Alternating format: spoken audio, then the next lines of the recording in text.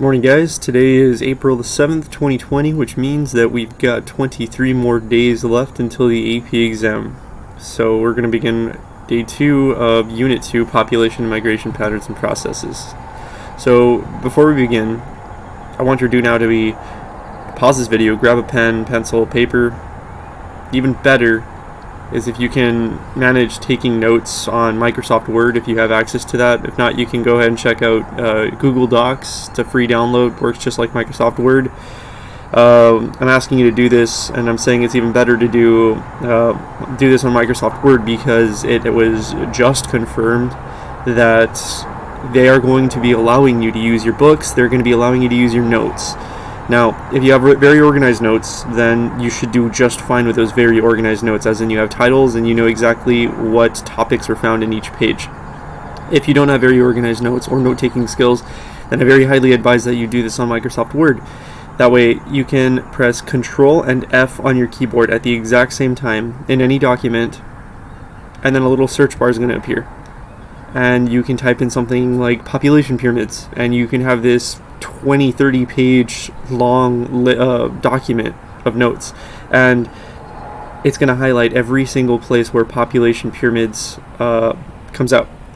So in the case that you were hit with a population pyramid question on the free response question parts of the AP exam, all you would need to do is open up your document, press Control F, and you would find all of the spots in your notes that you took these past few weeks that contain anything concerning population pyramids. Again, that is Control and F. That opens up a little search feature in Microsoft Word. In PDF files, it'll open it up in just about any page on the internet. It's a really useful skill. So you're going to title your paper Unit 2 Demographic Transition Model. You're going to resume the video once you have gotten this together. And now you're able to take as long as you need to copy down the notes from each slide, seeing as how you're doing this by yourself. And these are perks for homeschooling. So we're going to jump right in. We're going to look at the classification of countries. So first off, we have more developed countries, or core countries. Characteristics of these is high per capita income. Now remember, per capita means per person, so high per person income. In more developed countries, people generally have a very high income compared to the rest of the world. Now there's a low incidence of poverty, and the poverty that we do experience in our more developed countries is generally, you're in a lot better of a place than if you were in poverty in a less developed country. You have a high standard of living, yet most people have cars, most people have clothes, most people have food in their refrigerators. Narrow income inequalities. So you're going to see generally a large chunk of the population is going to have income that is very close to one another. Of course, you have your outliers, those that are multi-billionaires, but those are outliers, so they don't really sway the general, mean of income. You have a low growth rate of population. This means that families aren't having nearly as many babies in more developed countries as they are in less developed countries, and you'll remember this from earlier in this year when we were on this unit, when we would look into the crude birth rates of less developed, newly industrialized, and more developed countries. More developed countries generally had more developed country families generally had 1 or 2 children, whereas less developed countries had anywhere from 3 to 6 children. There's a low level of unemployment. Aside from right now in this current situation that we're in, generally the United States, Canada, Australia, UK, most working age people have a job. These would be classified as Stage 4 and Stage 5 on the demographic transition model. Examples include, again, the United States, Canada, Australia, the United Kingdom, Germany, Spain. You should more or less have an idea of which countries qualify for more developed countries. And we've got newly industrialized countries or semi-periphery countries. Characteristics for this classification would be better access to clean water. Not better than more developed countries, but better than the less developed countries. They have better sanitation. They're cleaner. They have running water, waste systems for the toilets. Their medical practices are a lot cleaner. There's less corruption. You're normally going to see leaders, presidents, prime ministers, whatever it is that their leader calls themselves, they will normally finish out their term. You're not going to see much government takeover. You're not going to see many government takeovers. You're not going to see assassinations, or not many. These would qualify for stage 3 of the DTM. Examples include Thailand, South Africa, where Elon Musk is from. You've got Turkey, Brazil, and Mexico. So as you can see, these are generally accepted as not more developed countries, but better than most. Then we've got less developed countries. Less developed countries or periphery countries.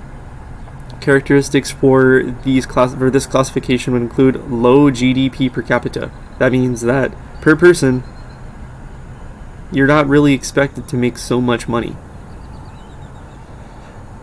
Again, GDP does stand for gross domestic product. High levels of poverty. Most, if not all, people in a less developed country are going to suffer from poverty. Most of these people won't have a home. Well, not most, but a lot of these people won't have homes. Significantly more than more developed and newly industrialized countries. Dependence of agriculture and the export of primary products. I remember in this economics unit that we just finished covering about a month ago, we noticed that in these less developed countries, their primary sector of the economy that they would work in would be the primary sector. Primary products include harvesting raw goods from the earth, whether it be farming, whether it be coal mining or fishing or hunting. And they export these products. So dependence of agriculture and the export of primary products. That's where they make their bread and butter. They have higher rates of population growth. Remember when we watched a video where they were interviewing a woman in, I believe it was Chad, and they were asking her how come they have so many children. And she said that they kind of live by a rule. The rule was each person is born with one mouth to feed but two hands to work. So the reason that these people have so many more children is because they need these people to help. They need extra people to help them out on their land. Remember, they primarily work in the primary sector. So whether it be they need their children to help them hunt, they need their children to help them forage, they need their children to help them farm, they just need more people to help them work these highly labor-intensive jobs. Low levels of productivity, high levels of unemployment and underemployment, and these would qualify for stage 1 and stage 2 on the demographic transition model. Remember, stage 1 doesn't really exist as a whole in our world anymore, except for that one island in the Pacific, the Sentinel, not the Pacific, but near India, we've got the Sentinel Islands, but no whole country is going to be considered stage 1 anymore. Examples of less developed countries include Ethiopia, Myanmar, Haiti, Cambodia, and Rwanda. So the core periphery model. Now, I really want you guys to make sure that you just copy down this whole thing exactly as it is, because you've already been hit with this exact question, a free response question, twice already. It was in your semester exam, and it was in your Unit 5 exam. So it's very likely that this may be a question or something that's concerning this idea.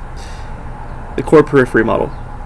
A model that describes how economic, political, and or cultural power is spatially distributed between dominant core regions and more dependent semi-peripheral and peripheral regions. So the core periphery model is just trying to, if they ask you about it, all they want to know is they want to see that you're showing that you understand that there is a division of how power, whether it be economic or political or cultural, is spatially distributed between dominant core regions and more developed more dependent semi-peripheral and peripheral regions. Remember in Rostow's model, we saw that he would say that there was the core countries, and the semi-periphery countries depended on the core countries, and the less developed countries, or the periphery countries, developed on the core countries for goods. For goods, jobs, money, and then the core countries depended on the newly industrialized countries and the periphery countries for raw materials. So, uneven spatial distribution of economic, political, or cultural power. You need to know the characteristics and the differences between more developed countries, newly industrialized countries, and less developed countries. Remember, core is synonymous with more developed countries. Semi-periphery is synonymous with newly industrialized countries, and periphery countries is synonymous with less developed countries. They mean the same thing. So I'm going to go back here really quickly just so I can point out, you need to have an idea. If you see just this, you should be able to identify, we're talking about a more developed country. If you see just this, you should understand, we're talking about a newly industrialized country. And if you see just this, you should be like, okay, it's a stage 1 or a stage 2 country on the DTM, which means this is a less developed country or a periphery country. Even if you just see these names, these examples, you should quickly begin to associate these countries with their classification. So measuring a population and population growth. There are some key terms and ideas we need to understand when calculating population and population growth. You should remember these. If not, just take notes or go back to your memorize unit for Unit 2 and just play around with that section. We've got crude birth rate, CBR. The number of live births for 1,000 people per year. So if we were going to get a country and we were to pull out 1,000 people who were birthed, we're going to see... if we pulled out 1,000 people, we're going to see how many of those people in that 1,000 were born this year. The same would work for crude death rate. Number of deaths per 1,000 people per year. We get 1,000 people at the beginning of the year, keep track of them all year round, and however many of those 1,000 people died, how many of those people in that 1,000 group died would be the crude death rate. And then we've got the infant mortality rate, the number of infant deaths per 1,000 live births. These must die before their first birthday. So the baby's born. The baby makes it to 10 months, but they die in 11 months. That is an infant. The infant died. So that would qualify as an infant who died in the infant mortality rate. So the number of infant deaths per 1,000 live births. So at the end of the baby's first year, let's say we took documentation of every baby that was born on April the 7th, 2020 in the United States, and we would follow all of these babies out until April the 7th, 2021. However many of these babies died within that 1 year span would affect the infant mortality rate. Generally, you're going to see we're going to see a low crude birth rate in more developed countries, and it begins to increase as we travel from more developed countries to less developed countries. Crude death rate, generally it's going to be very low in more developed countries, and it will increase as we travel from more developed countries to less developed countries, just as we saw in crude birth rate. Infant mortality rate is the same. Infant mortality rate is going to increase as we go closer to more developed countries. Now, life expectancy is the average number of years lived by a person. Generally speaking, in a more developed country, you're going to live a bit longer than you would in a less developed country. Let's say in Ethiopia, your life expectancy is 60. Very realistic number for a less developed country. Now, if we look here in the United States, I believe our life expectancy is 77 years. Now, there are other countries that have better healthcare systems. You see their life expectancies popping all the way into the low 80s. So the more developed a country is, the longer their life expectancy is. And that makes sense. Next, we've got fecundity, the ability of a woman to conceive and have a child.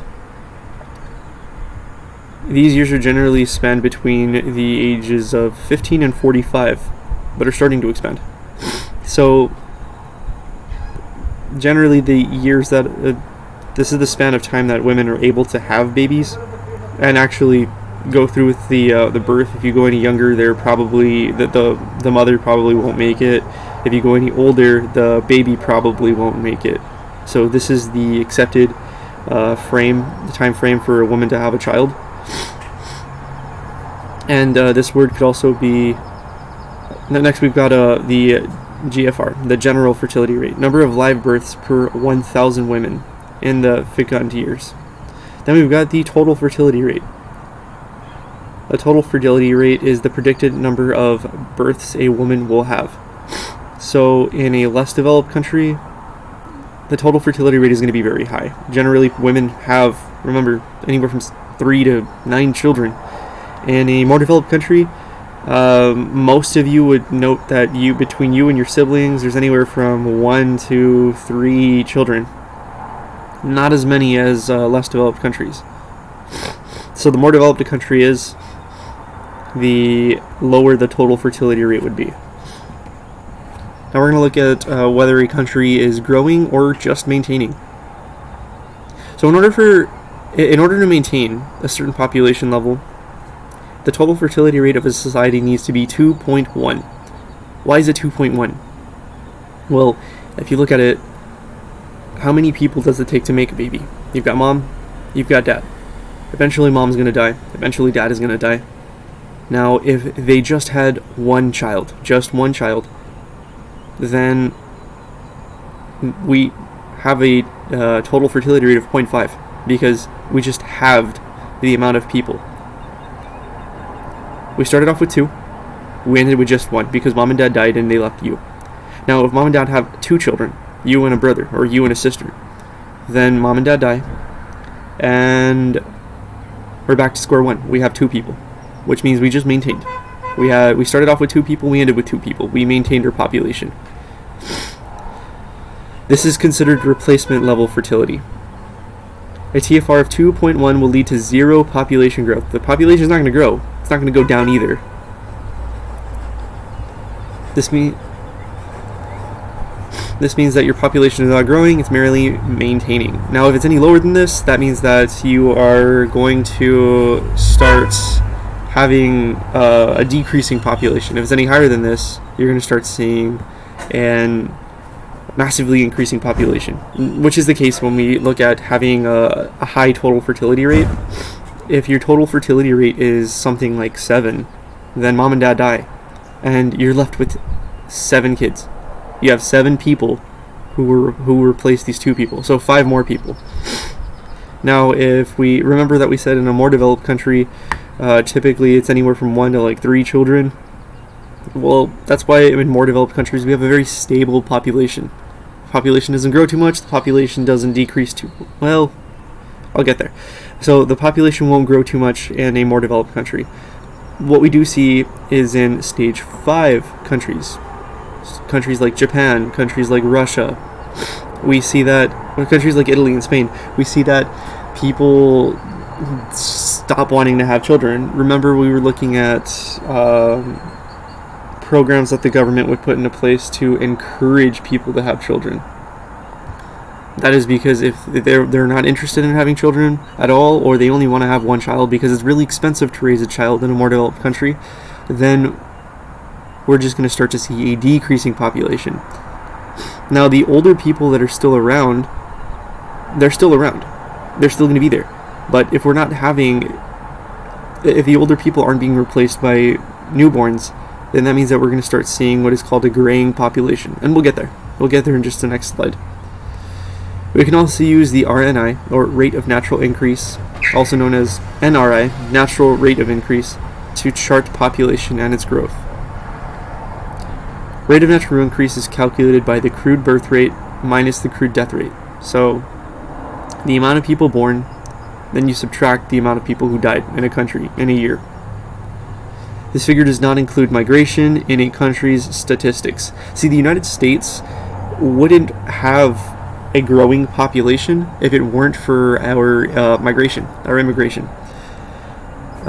We would have a maintaining population, or maybe even a slightly decreasing population, but we do bring in a lot of immigrants. Now, this is a good thing. It helps us with keeping our population young. It keeps us with keeping people in our population who are in the working age. So next, we're going to look at population pyramids, age and gender structures. Population pyramids are used to evaluate the makeup of a country's population. Population pyramids assess population growth and decline, and they're used to predict markets for goods and services. Now, remember when I mentioned a graying population? A graying population occurs when there are more middle-aged and older people than young people. Why is that? Well, if this pyramid, notice it actually looks like a pyramid, large base, narrow top. If it were inverted and we had a small bottom and a large top, then we would see that the elderly dependents would make up a much larger portion of a society, and the youth dependents in the working population would make up a much smaller portion of our society. Now, some of you guys are already 15. That means that you qualify for the United States as a working population. Now, imagine if there were just this many on the bottom, where you guys would be located, and we all had to work and take care of all of this population here. It's just infeasible. Like, you can't do that. So now we're going to go ahead and just break down this population pyramid. How does this work? What do I look at when I'm looking at a population? How do I break it down? So generally, you're going to have males sorted on the left. You will have females sorted on the right. The youngest start at the bottom, the oldest end at the top. And it's all done by range. So we have periods of 4 years all the way to the top. Now, the further a bar stretches out, the more people that are represented in that population. So if you hadn't already seen it, go ahead and look at the top. This is the population pyramid for India in the year 2000. What does India classify as? More developed, newly industrialized, or less developed? It is a newly industrialized country. So newly industrialized countries will generally have the less developed the country is, the larger the base is going to be, the more narrow the top is going to be. Why is that? So let's think about the life expectancy of a less developed country. I said that you're generally expected to live to about 60 years. That would mean that your pyramid would end right here. You wouldn't see anything up here, and if you did, it would be very, very, very narrow, a very small little bar in a less developed country.